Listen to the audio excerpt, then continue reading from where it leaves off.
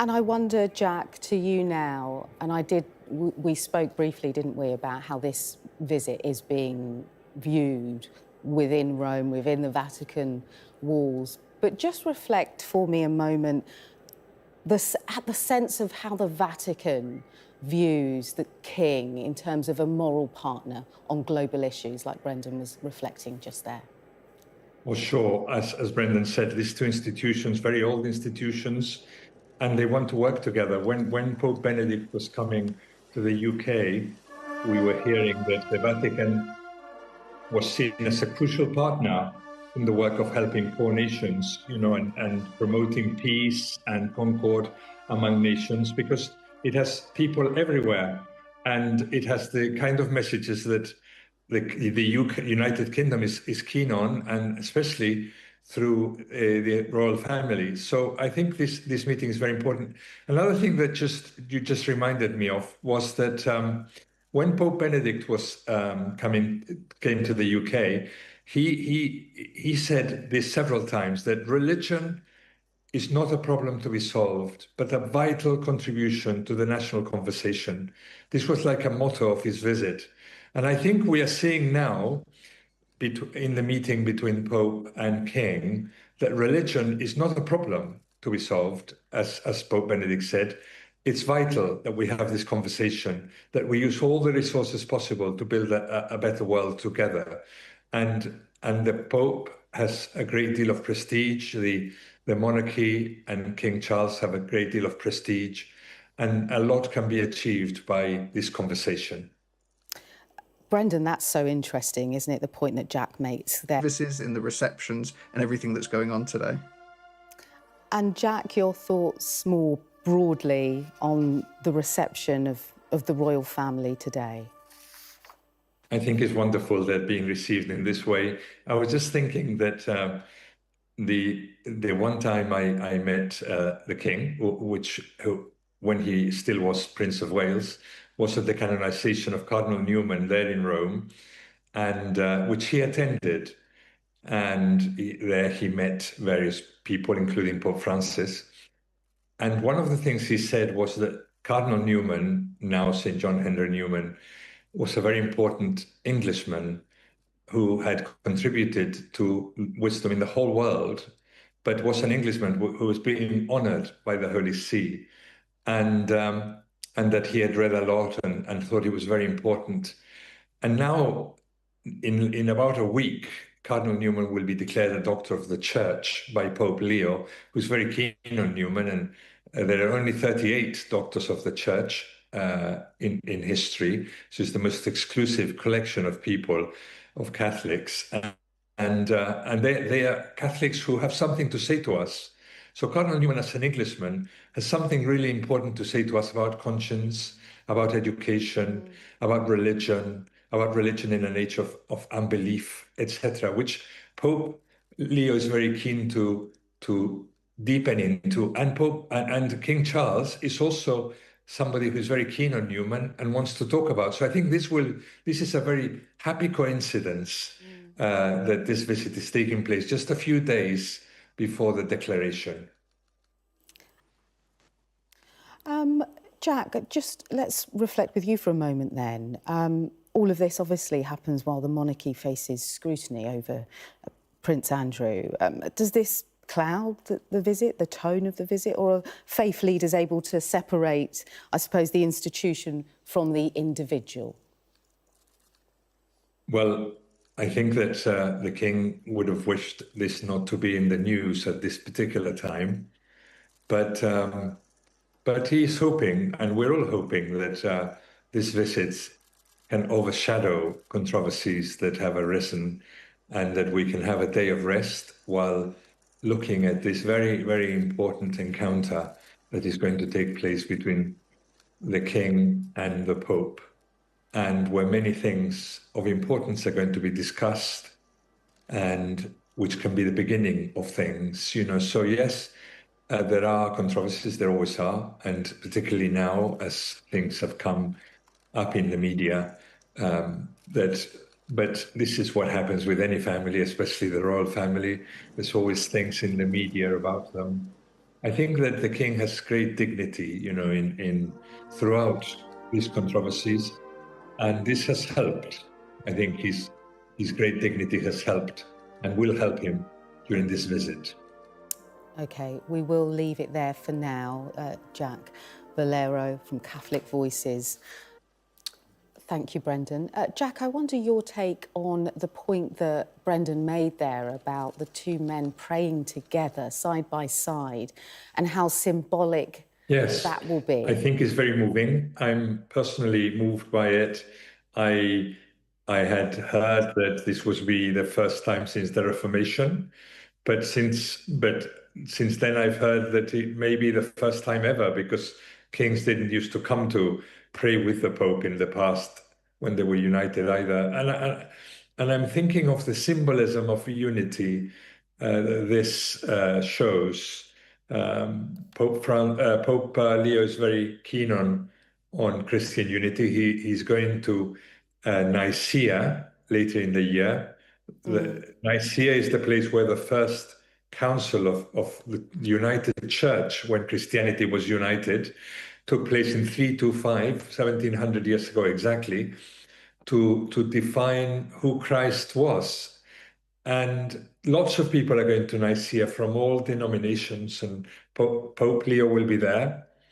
And King Charles has been very keen on building bridges between faiths and between denominations. So I think this will be a big thing to talk about between them, but also to show in an image, a picture paints 1,000 words, and to see the two men side by side praying the Vespers, listening to the choral music, which will bring the best of the two traditions together. This will be a very powerful moment of unity, which is so close to their hearts. So I hope it's a really rich conversation, an integrated conversation. And Jack, really interesting point that Brendan makes there, because on one level, this isn't just about faith, is it? It's about diplomacy, it's about history, it's also about image. Yes, and it's about diplomacy and image. Diplomacy, as Brendan said, the Holy See has ambassadors all around the world. So does the United Kingdom.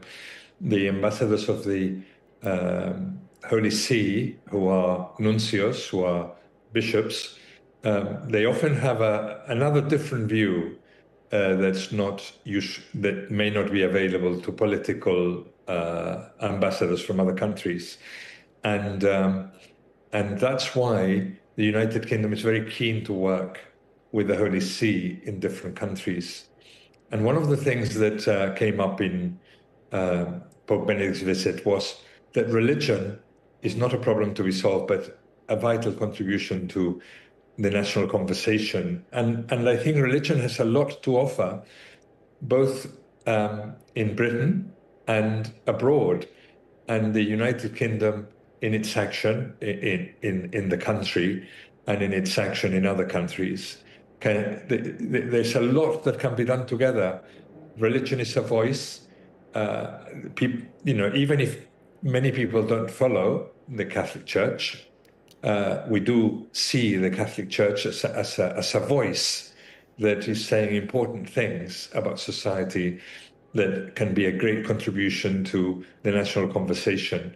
And this helps through all the wisdom that the Church gathers through its bishop, nuncios, ambassadors throughout the world, and through people coming to the Holy See to speak. So there will be lots of visitors throughout the year who come to see Cardinal Parolin and the Pope, and they will give information and views that can then be used to promote peace around the world and to fight extremism and to relieve poverty. All the aims that the Catholic Church and the United Kingdom agree on totally. And so that's great work. And Jack, we're just seeing pictures of Vatican City, people arriving, gathering to watch this historic day. And to your point, I suppose, you know, for millions of believers worldwide, this moment, it really speaks of hope, of reconciliation potentially. And for so many believers, of enduring power of faith, doesn't it? I mean, what does it mean to you today? And what do you think the atmosphere will be like there in Vatican City? Oh, it will be, it must be an amazing atmosphere. This has already come up in the conversation, but there is a lot of persecution of Christians around the world, which is often hidden because of the way it takes place or whatever. But it's something that the Pope often speaks about, and the King often speaks about. He attended a service recently of Aid to the Church in Need, as we heard, where they spoke about persecution of Christians. So the fact that we're getting these images here, and the fact that people are going there to take part in this historic meeting, which can speak to the world at large about the values that we share, about tolerance, about living together, about tackling this persecution in the countries where unfortunately it takes place, I think will make people really happy to be there and to, you know, to be close to these two people that many people admire. Okay, Jack, thank you very much. We're just seeing some of the latest pictures from the Vatican now. This is the Swiss Guard. These were some of the Swiss Guards that greeted King Charles as he was driven into Vatican City. At the top of this hour, King Charles and Queen Camilla have arrived at the Vatican. And Jack, Valero, as Pope Leo and King Charles, as they sit side by side in the Sistine Chapel, one thinks that this is, you know, this is not just a ceremony, it is actually a powerful message of reconciliation and also shared purpose, Jack. Exactly, and they are both so keen on Christian unity. We're just looking at those pictures and tapestries, beautiful tapestries and pictures of the Sistine Chapel. Now we are looking at some cardinals here, Cardinal Ouellet, Cardinal Grech there, Cardinal Cerny, who's a Jesuit like Pope Francis, Cardinal Arinze. So this is full of cardinals in red. Then there are some bishops in purple who are attending the ceremony. We're just, Cardinal Nichols is just coming into the picture now. We're seeing him. He's the head of the church in England and Wales. And we also have Cardinal, we then have bishops, a bishop from Edinburgh, Bishop Leo. And so these are all people waiting there and looking at the Last Judgment. The Last Judgment, this picture we are starting to see now here, which is very dramatic. And it's the picture that cardinals see when they're casting their votes for who is going to be the next pope. It's as if to say, look, I'm playing with my eternal life, whether in salvation or damnation, with this vote I'm about to take. And this picture has been always a dramatic picture in the history of the Catholic Church. So the fact that we will now have facing it the current Pope and the current King, it's truly memorable. And the picture, as we see it now there in front of us, and there's the two seats, it will be something to remember for the rest of our lives, seeing this ceremony happen there today. Brendan, let's really Become viral. Jack, your reflections on that. Could this event, could it actually signal some kind of shift in how, I suppose, religious and political authorities actually engage with one another on a global stage, and a turning point that many people are really hoping for? Yes, you know, I think the experience of most Catholics is that there is great ecumenism i.e. working together at the ground level. You know, I have many Anglican friends. Anglican people will have Catholic friends. We do things together. We have the same aims. We want to pray. We want to do good in the country and in the world.